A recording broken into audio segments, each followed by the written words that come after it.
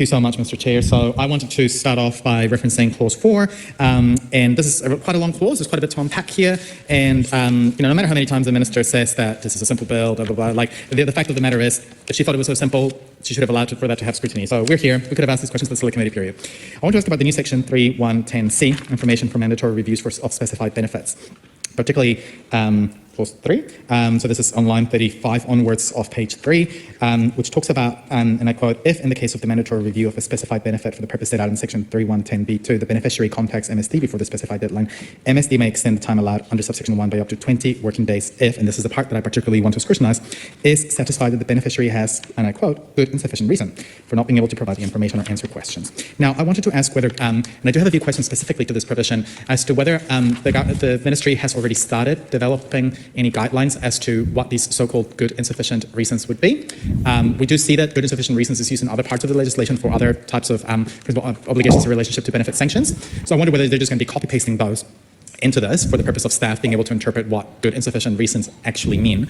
I also was interested to ask as to if those guidelines are not developed yet for staff, what assurances will the minister give us in terms of who will be consulted with, and the ministry will consult with to develop these guidelines, particularly because we have the language in this provision that says also answer the questions in the specified way by the specified deadline. Now, in terms of being able to answer questions that could basically result in you losing your benefit if not doing it adequately.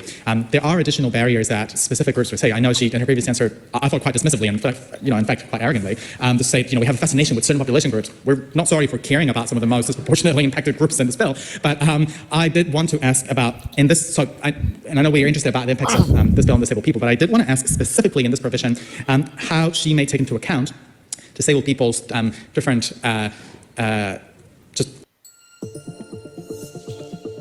This is what happens when you don't have YouTube Premium. Needs when it came to determining whether somebody had answered the questions in a way that was to the satisfaction of MSD. So that's one group. The other group that I'm interested with in terms of seeking assurance from the minister around how this provision will work in practice is for people with English as a second language in terms of their engagement.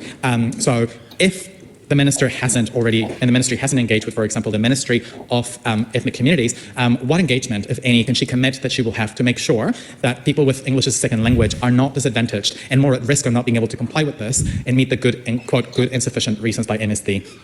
On specific to this provision, I'm also interested, and again, this is a kind of stuff that we could have unpacked at the Select Committee stage, is in relationship to any potential fiscal implications on the need for interpreters that are used by MSD clients in relationship to MSD obligations and requirements that may be needed as a result of adding this additional requirement. So, for example, we know that in theory, people can access an interpreter in order to engage with MSD, but that has fiscal implications, staffing implications, resources implications. Has MSD modeled the potential additional needs of interpreters in relationship to this provision? If not, why not? So just to recap, I'm interested in how whether she's developed the guidelines, if not, who she's going to commit to consulting. Further to that, how will she ensure that disabled people and people with English second language are adequately considered to this and the fiscal and resource implications of potential increased need for interpreters as a result of this very, very specific provision found in clause 4, set in the new section 3.1.10c. Thank you very much. Honourable Louise Upston. Mr. Chair, let me just talk through a few of those. In part 1, in clause 4, and I'll also address clause 5 because it is related. MSD's frontline staff interact with people with disabilities on a daily basis and with those who have English as a second language.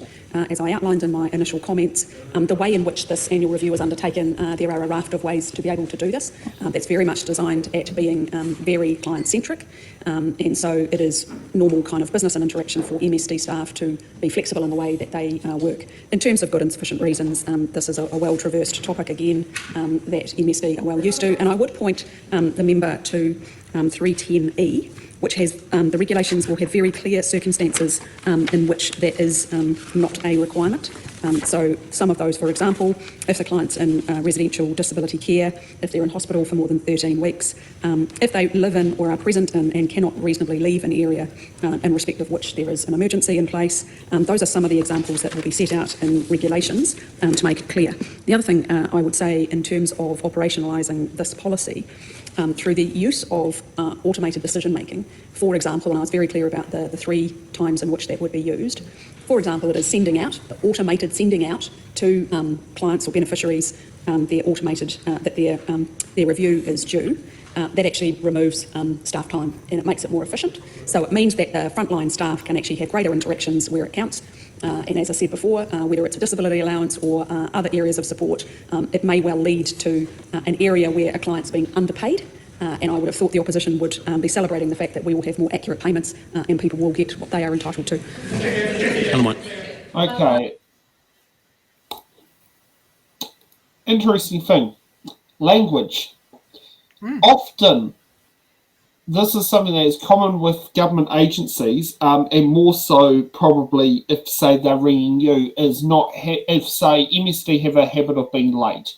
Often they probably run an hour after behind on appointment times. If you have someone having to require to use language line to do the translation and the times don't match up, by appointment, which doesn't sit there and help because that sits there, or are you going to end up having children doing the translations? Because many of these people, who would need language assistance would be refugees. Their children probably have picked up English quicker because their children are in school that speaks English, whereas they are probably less known for sitting there doing, learning English, especially if they're very new to the country. And that's one of the things is that a new refugee would likely get probably a job seekers with medical deferral benefit.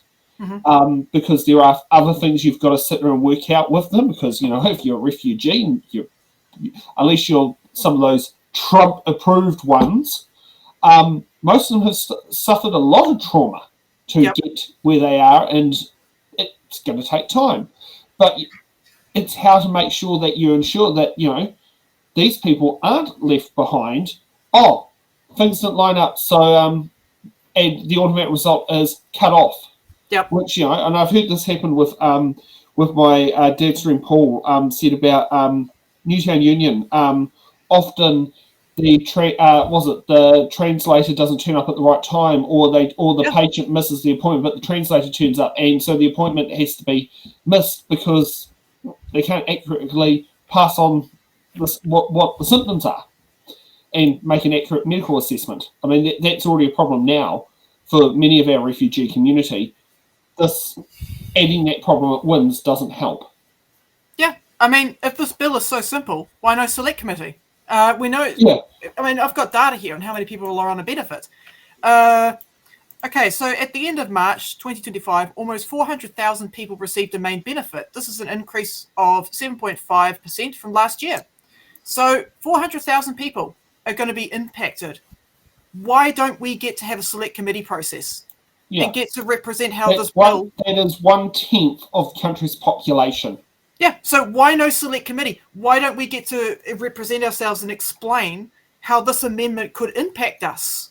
And this isn't the first bill that she's done, the first amendment that she's done this with. She this also is the second bill, This is the second one. I don't know if it was the day before or something to do with rents and board. Accommodation supplement and borders. Yeah. No select committee on that one either. Yeah, and it's a very common encouragement is, if you've got a spare bedroom, get a boarder. Now it would be get a boarder and lose $100 a week. Yep. I mean, I had a look at the proposal for this piece of legislation, and again, I can put that in the chat so people can follow along. Just give me 2 seconds, folks. I have to move very quickly with this stuff. Please copy and paste. Yes, very good. Sorry about this, guys. Please click on that. Please let me know if it works. But I went down to section 6 under the objectives of the bill, and one of the key objections, and this really freaks the shit out of me, is support reductions in the number of people receiving job seekers support and increase exits into employment with a government target of 50,000 fewer people on job seeker support benefit by 2030. 6.2, or section 6.2 states reduce costs to the government by reducing benefit numbers, and 6.3 states enable welfare system settings that reinforce expectations to work. Now, here's the problem with the proposal that Louise Upston made. She has not explicitly excluded people who are currently on job seeker medical and supported living payments. She's only put that in the first one, where it's like, okay, job seeker support, we're going to decrease the number of people on job seeker, and then she hasn't carried that specificity over to 6.2 and 6.3. So technically, that could be open to saying, okay, that's now going to include people on job seeker medical and supported living payment. We've seen this pattern with Louise, where she's like, okay, my advisors have told me that Māori are going to be impacted by this bill, and that it's not going to, comply with the treaty principles. Who cares? My plan is better than the treaty principles. So I'm not going to put it past her to apply what I just stated to people on job seeker medical and supported living. It's playing to the vibes of the News Talk ZB listener. Yep. How's the digesting of information going, Ray? I'm reading multiple documents. Yeah, it's not a simple bill. That it's not. This is a piece of crap attached to a gianter piece of crap. Yeah, I assumed it was just a guideline, much like that World Summit 30-page article there 8 years ago. Everyone were up in arms about it. I thought it was just, agreeing to standards. I don't know. Yeah, I haven't seen through to the core yet. Yeah, I mean, well, this bill's basically only been available for public scrutiny since Thursday. Yeah. Well, where was I? It was under urgency, so Social Security Mandatory Reviews Amendment Bill. Yep, when I was reading that before, that makes sense so far. Mm-hmm. With a minimum mandatory checkup every 52 weeks, I understand the reasons for it because due to their discretionary review, things will become unchecked and. But also, it doesn't sit there and change the data for, say, if you have reviews in between, such as you moved house, so you have an interim review, but it doesn't shift the date. Say, you've done a review in April when your review's due in September because you moved house in April. How about we put it to April next year? You still get the review in September, and you ask the question, and we see you've moved in April. Yes, that's correct. Yes. I've always found that honesty was the best policy, and sometimes you just don't have time to meet with them. And but I mean, it would be great if you just upload the documents anytime on MyMC. That would be nice. Yes. Usually you have to get through on the phone, and they. Yeah, I know, but you shouldn't have to ring up to open the portal. Like, put it this way: when I log into my IR, I don't have to ring up to say, "Please open the link." It's just like, here's the document. Yeah. Don't have to interact with anyone. That's a good comparison. IRD are quite excellent. Yeah, it literally, it's like, it's like, please, sir, let me upload my documents to comply. Yeah, I mean, if you read through that regulatory impact statement that I linked, it already highlights the fact that MSD is already overstretched. And so the fact is, it's not going to be as simple as just updating stuff. Like you said, you got to ring them up, and you got to do all this and got to do all that. So the only thing that's being automated is the decision-making process, right? And for that, they already need existing documents. They already need all that stuff. How are you going to get that uploaded and checked and everything? Yeah, we have to get hold of a real person. Yes. Or go into the local WINS office. So we're suggesting that the automated decision-making process might be handled by AI rather than as a emergency plan that is a standard across. While the steps in order to give the information to AI requires a real person. It requires a real person, whereas other comparable systems do it. Like, put it this way: you did your passport application online. It's about 2 years ago now, but did you have to ring up Internal Affairs to ask to upload your passport photo? I don't think there were any phone. No. And I can tell you, as your ID referee, I never got a phone call for either you or Stacey. It took like 3 or 4 tries for the correct photo. But see, that has an AI to make sure that the system works properly or not.